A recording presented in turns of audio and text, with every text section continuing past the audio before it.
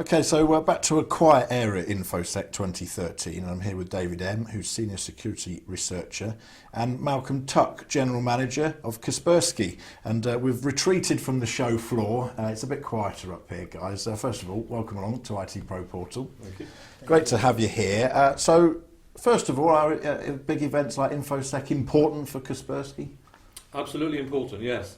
Yes, we've been coming for several years now. The company formed in 1999 in the UK, so we've been coming pretty much every year from the early days to now. And I think our stand, and all credit to the team that put the stand together, is bigger than better than ever. So we're very happy with it. Good place for you to come and meet customers and spread the word, I guess, as well. Absolutely.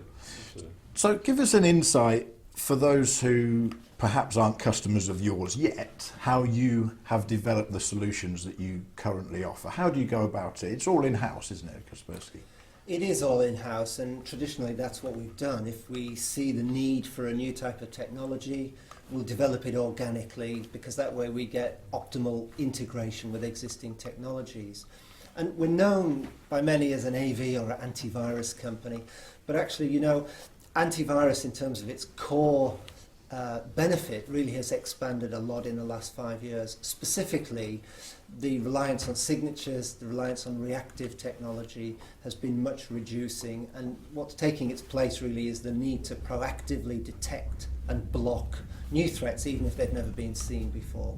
So that really means a range of technologies, from whitelisting applications on the one hand, to device control, to behavioural analysis, and a whole range of other technologies in between. Well, of course, one of the big stories of Infosec this year is BYOD, bring your own device, and of course mobile in organisations. How do you see, as we sit here in 2013, the biggest problems facing businesses at the minute? I think probably businesses right now, they see technologies, they see the threat, they see the need to actually defend themselves, but actually the logistics of achieving that protection are not so easy. I'm thinking particularly here of the fact, let's take mobile devices, which you've referred to there.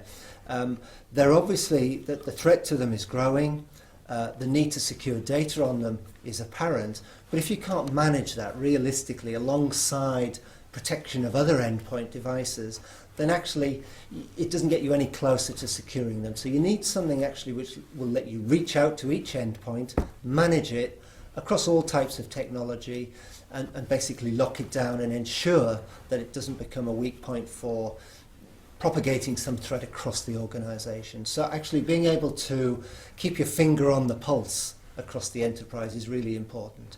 Have you been surprised with how big a talking point mobile's been at Infosec this year? I think, you know, people generally, I think mobile is definitely a growing area of interest. It's not the only one. You know, I think people are concerned about virtualization as well. They're also looking at outsourcing stuff, you know, using the cloud and what the potential dangers are. But actually, whichever way you look at it, I think what people are looking for, particularly in an economic climate like the one we have now, is being able to have cost-effective management of the technologies that they're choosing to use. You talk about the economic climate that we're in. Do you see businesses struggling to find the resources to manage security under the situation that we're in at the minute? Is that a problem? I think they are struggling. Depends which scale of business we're talking about. I think the SMB companies are under pressure. I think mid-market as well. We've got great solutions to help them reduce their complexity and risk. And enterprise companies too, obviously, are under pressure, but they have slightly more resources, perhaps, and we can also help them with our platform. Mm-hmm. Talking about the mobile side of things again,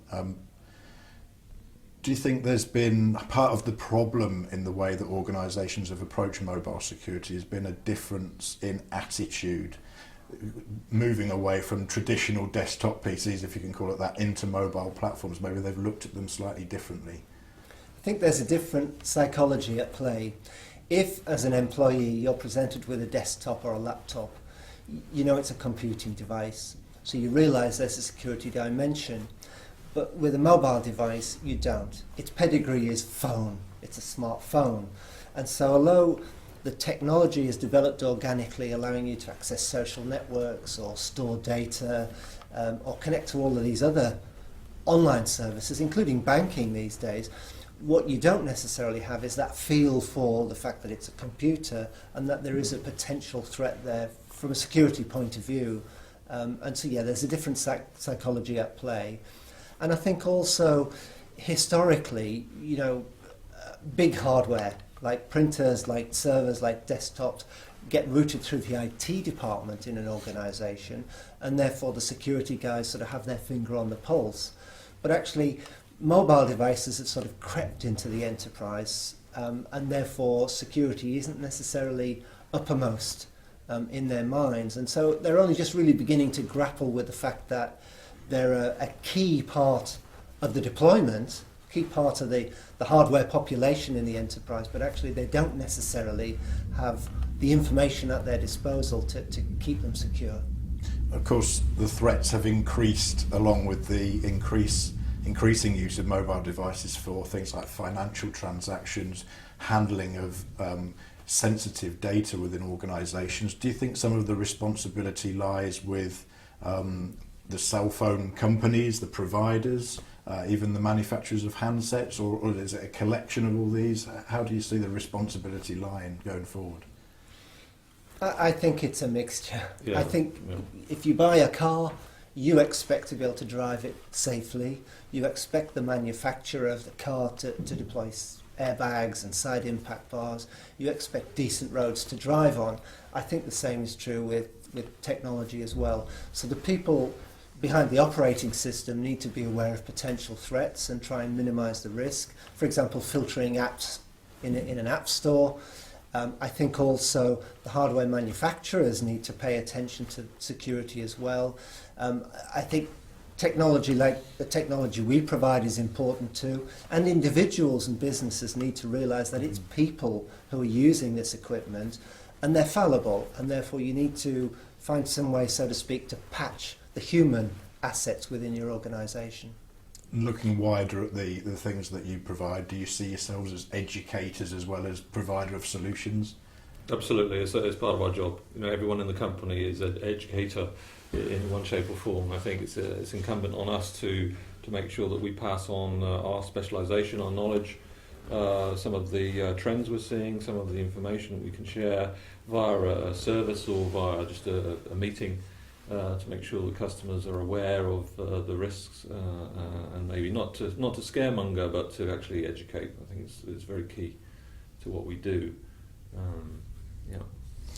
And of course, Eugene Kaspersky, well known for advising governments on defending themselves from nation-state attacks, as they're called.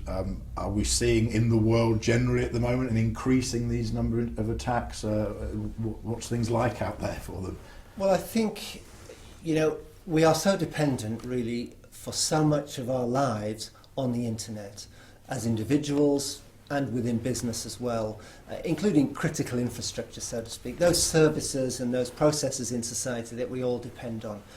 Now, I think that dependence on technology gives an opportunity to would-be attackers because it makes it easier for them to undermine that service. And that's really what we're seeing. We're seeing attacks of all kinds being used using computers. And they will remain a feature of the landscape. But actually, that type of attack, which, if you like, involves resources above and beyond just a cyber criminal gang, they're always going to be niche. But I think what people as individuals and businesses need to concern themselves with is, if you like, the more mainstream attacks that are likely to impact them. And it's pretty clear that the government, with its cybersecurity strategy, is very keen to engage with business and make them aware that there is a risk, it's a real risk, and that they need to play their part in defending themselves against that threat. And looking forward to the next year or two, what are the patterns you're seeing in threats towards organisations? What are the things that you're looking forward to to dealing with in the future as we look forward? Well, I think targeted attacks have been growing. That's apart from the random speculative attacks on you and me, specifically somebody going after this or that organisation. That's been increasing, and we think that will continue to increase over time. I think people also obviously are looking for cost-effective solutions, and if that means using the cloud for some service, if that means having a virtualised system, then they're going to explore that.